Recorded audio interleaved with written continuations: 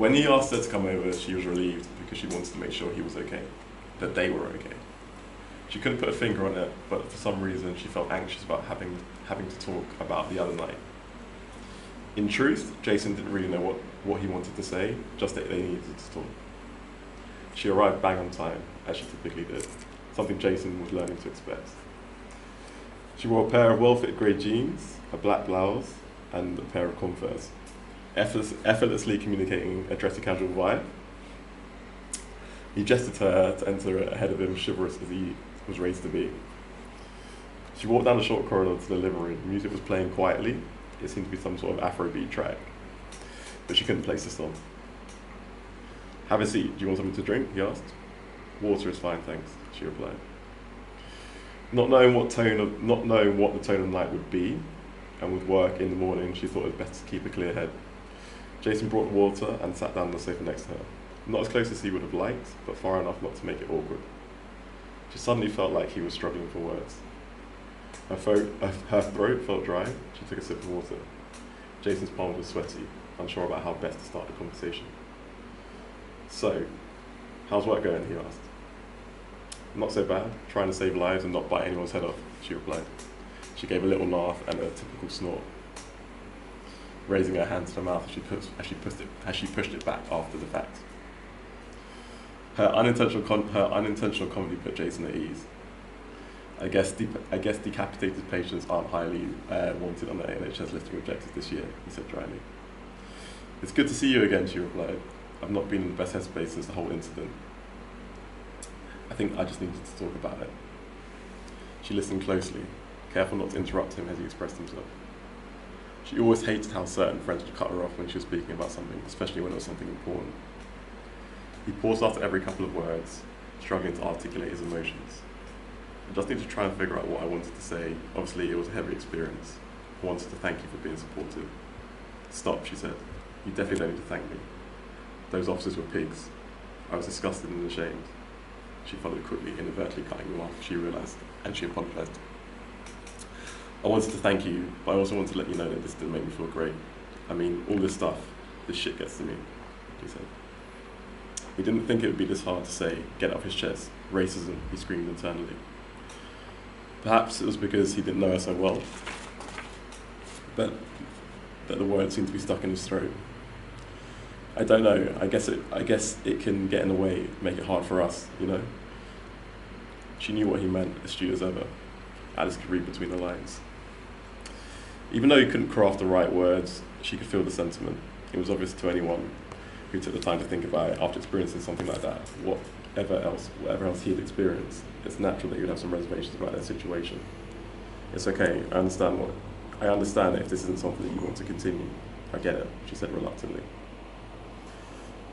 He exhaled and looked at her, their eyes meeting and locking. Jason's mind was all over the place. He didn't know what was right, what was wrong. But at that moment, he wanted her. He leaned in and kissed. She was taken by surprise, but as soon as their lips met, she realised she wanted it as much as he did, needed it. She dropped her glass, she kissed him back, water spinning all over the sofa. What is the context of that particular passage you just read? The context of that is they've just had their second day, after which they were pulled over by police on the drive home, and basically the police just buoy him off completely in front of her, and it's quite emasculating for him, it's quite traumatising for him. It's the first time she's experienced something like that. So his head's a bit all over the place. He speaks to his older cousin, who's like his big sister, who's against their relationship. She's like, you know, this is what your life's going to be like if you end up settling down with someone like that. Like a white girl. Yeah. Oh, okay. That's a keeper. So you know, he looks up to his older cousin, and you know, the whole book is about struggling with the challenges of what society and reality is versus what he might be thinking and feeling. I like that. They're relatively early on, this is their second date and stuff, and it's like playing in his head, and he just needs to have a conversation, so he's invited her over to talk about it, which is the passage there. Mm. And he got his first kiss that same night. Huh? And more.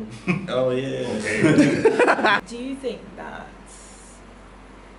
love conquers all?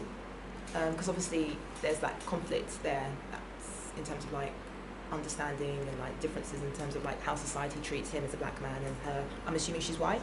Yeah, as a white woman. Do you think that love is enough to kind of, you know, override those societal pressures? I think it's down to the individual couples. At the end of the day, it's going to be very subjective.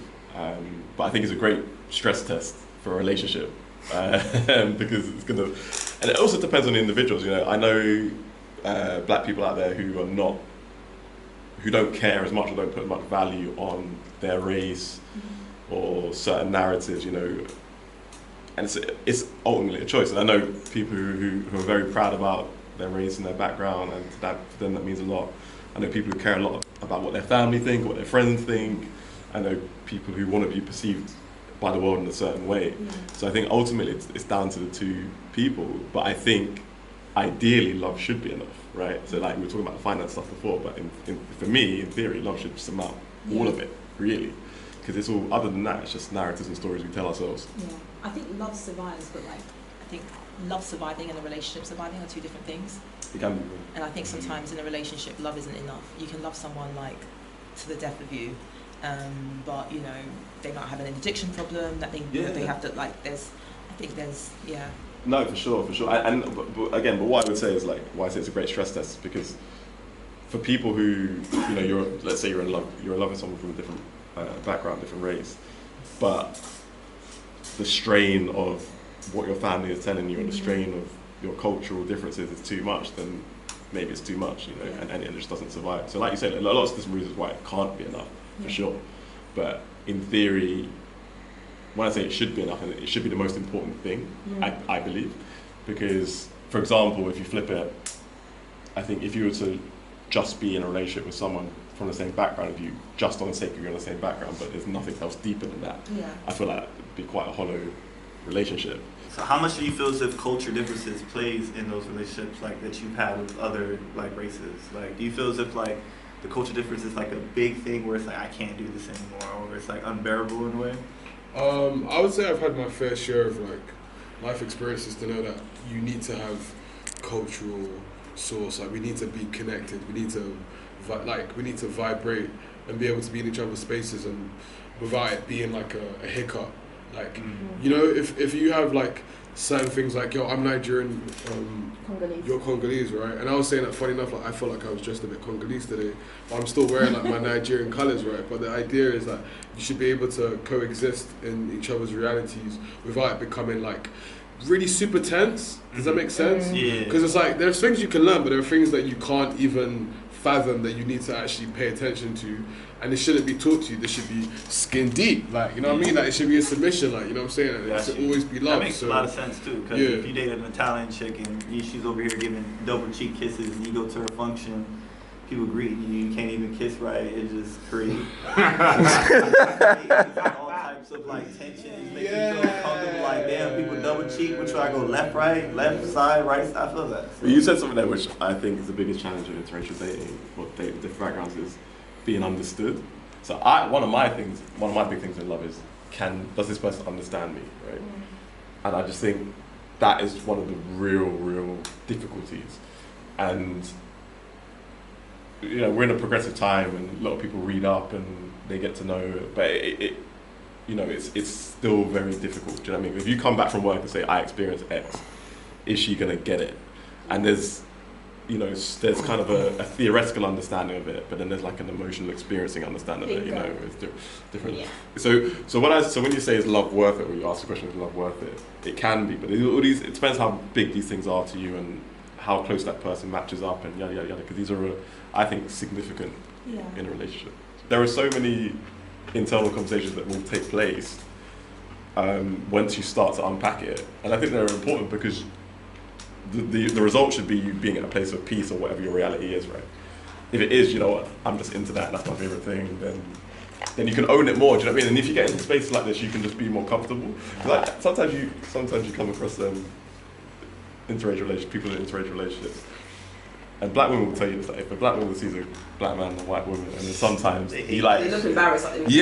like you caught them doing something wrong, like you caught them stealing or something. Exactly. But they sometimes you look, especially in Stratford, in Westfield, I don't know what it is about that place, but they'll look at you like, And They report stealing me right. from the pot. Like, it's, Exactly. I don't care. And this is like, but that's somebody who's not done the work. He's not had the conversations with himself, or she's not had the conversations with herself to get to a place of acceptance. I feel that's probably more to do with again, like the social dynamics and the economic dynamics of the world. I feel like if black people weren't in the position that they were in, let's say we had the autonomy of our land and our resources and our communities, I don't think that guilt would be there. But I feel that because of, again, it's like you said, nothing's in a vacuum of what's happened in the last however years, how many years you want to take this whole fiasco back to, is these type of things make you, so even if you've had that dialogue with yourself, yeah, and I don't, me personally, I feel like you should go with whoever you like, but the realities of history, like you said, that situation that happened with the chair in Alabama, right? Yeah, like it's stuff like this will resurface, and Exactly. So you got to be in a place. So that's a fear of judgment. Like these people in that situation, you're worried about being judged by this person you don't know. Right? You don't know from adding a stranger, but you're like, there's a bit of shame, that she's gonna side eye, like, you know what I mean? But like, if you're at peace with where you are, I think you don't really react to that. Do you know what I mean? Because you shouldn't react to it, right? I mean, in principle, right? If that's your partner, if that's the person you're in love with, why are you worried about anyone seeing you together? This is a guilty conscience. But why you doing that? Because my ancestors looking down on me. Like, my ancestors looking down. Like, look at this. It probably is particularly more like in our community because so much of our communities, particularly like in the West, we struggle financially. Anything that's wrong or going wrong in society, it seems like black people are like 10 times of that oppression. Whether it's like over policing black people 10 times, if it's poverty, black people like 10 times. And so maybe that's that feeling of I'm kind of like it's a brain drain in a way, because especially if you feel like you're someone who is an asset to the community, and it's like, here I am now, and if I marry this woman, then that's the knowledge, that's wealth that's now going to be transferred to a community that desperately needs it into this. Maybe it's that they're because feeling. I feel like, and you're right, maybe if we weren't in that position, they'll be able to date freely, and people, they would feel that kind of like shame. Yeah, because that's that look that you're interesting. talking about, like taking something out of the meat pot. Yeah. I know what you're talking about, and I don't see that same attitude with any type of other men dating outside their race. But with you said black men, there seems to be that. I'm surprised you guys are putting like an economic kind of basis on it. I see it's more like it's pretty black and white thing. It's a beauty standard thing. I think the problem is Strictly, you think? not strictly. Of course, I think it definitely plays a part. But I think when it comes to beauty standard, I feel like because black women generally tend to be perceived as kind of the bottom rung, sometimes there's sensitivity towards this idea that if black men are most likely people to find us attractive, and they kind of stray. This is not my personal view, but I feel like I understand the perception. Yeah.